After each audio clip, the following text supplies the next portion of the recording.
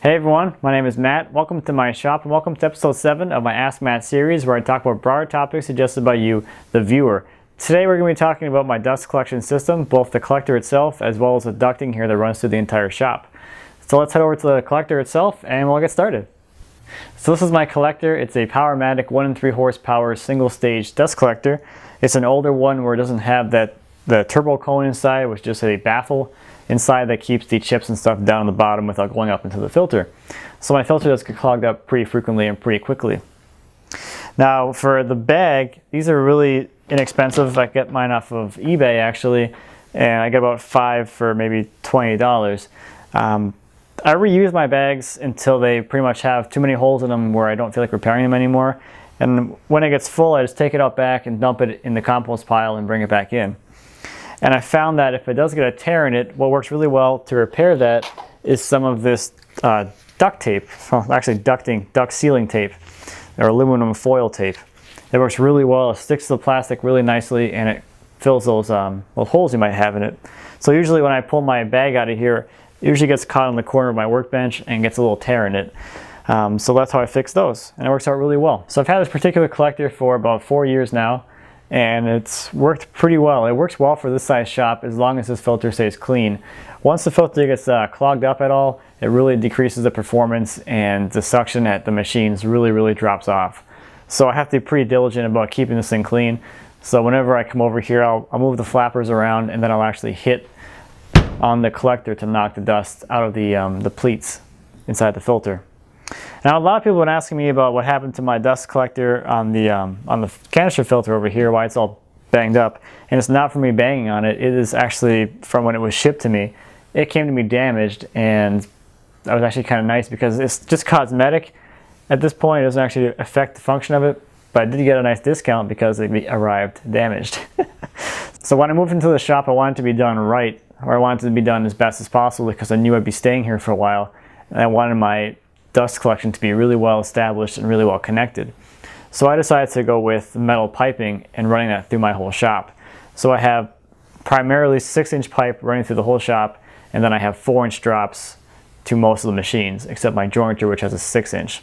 So the piping that I'm using is 26 gauge, and the fittings, most of the fittings are 30 gauge except for some of the more specialty ones, and those are 26 gauge as well. I know a lot of people are concerned about these things collapsing, and that's why you go to the thicker material, and that's why I did it on the straight runs. But on the fittings, there's so much stuff going on there where it has a lot more structure to it, so I felt that the thinner walled material actually works just fine, like on the elbows and the 45s and stuff like that, and the Ys. Now to install metal ducting, it's really simple, and the main reason that I went with it is because of the weight.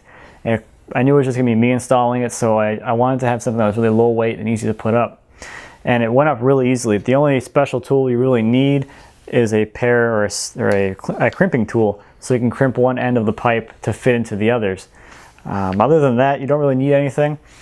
I used the foil tape to seal all of the connection points, and then all of the pipe gets attached together using just self-tapping screws. It's really simple, really easy to put up. And the other thing I use to hang them, I just use the, I guess it's called plumber strapping, which is just a piece of metal with some holes drilled in it. And I use that to just basically sling them up to the ceiling. And that worked really well. It went up pretty quickly. And one word of advice I have for anybody doing it is just wear gloves. I was really dumb and I didn't wear them. I ended up having cuts on every single one of my fingers, and it was really annoying. So back then I had a whole bunch of band-aids all over my hands, and it took me a while until I got my hands all healed up. But yeah, the things we do when we're young. So the ducting runs from this main trunk here up to the ceiling. I put it at a slight angle just to make it a little more efficient. If it was over then straight up and then straight back, there'd be too tight of a radius for me, I guess, for it to be as efficient as if it was like this. So I went with this setup, and hopefully someday I'll have a cyclone, which will have the intake up here, and then I won't have to worry about this weird piece of pipe cutting through my shop. So I have the main trunk, it comes off with the collector, goes up to the ceiling. The first drop here is for the planer, and then the next drop there goes to the bandsaw. And then there's a 3-way Y that splits the whole trunk to the left, to the right, and then straight back. To the left I have my my drum sander, and then my jointer and my table saw. On the back wall, I have my router table and my spindle sander. And then in this direction over here, it just goes straight over, around the shop, and then back down to the lathe. Now, when I built this collection system about 3.5, 4 years ago, the cheapest place I could find the straight pipe was from Kencraft, as well as all the more custom fittings like the long 90s and the weird short Ys. Those are all from Kencraft, and then all the other ones I bought at Lowe's. They had the best prices for the standard Ys and the elbows and the 45s. The blast gates, I have aluminum blast gates on all of the 4-inch lines, and I have steel ones on the 6-inch. And the steel ones came from Kencraft, and then the aluminum ones came from Rockler. On the blast gate connection, I used a caulking material to seal those up, and then on the other side where I have my flex hose, I just use a hose clamp to clamp them onto the fitting. And that's worked really well. Now there's a couple of things I'll mention I don't really like about the setup that I thought I'd share. Primarily, I don't like the collector. It's just not really made for this environment, just because it doesn't have that pre-separation or that second stage of separation for the material, and my filter just gets clogged up way too fast. The other thing that I'm not really too fond of is this weird drop thing I have here for my planer and my bandsaw. Before, when I first set this up, my bandsaw was in this direction up against the pole, so that drop made sense.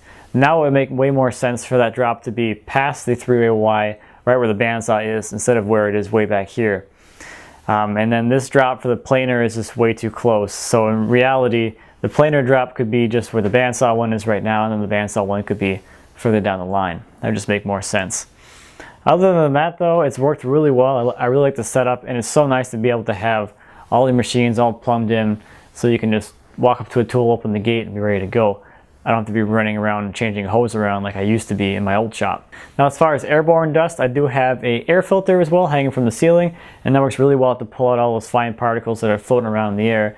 And it also helps circulate the air in here, which is especially nice when I have my heater running in the winter. So that's about it for my dust collection system. Thank you as always for watching. If you have a topic suggestion for a future Ask Matt, please feel free to leave those down in the comments down below. As always, I appreciate any comments or feedback, and I'd be happy to answer any questions you might have. And until next time, happy woodworking.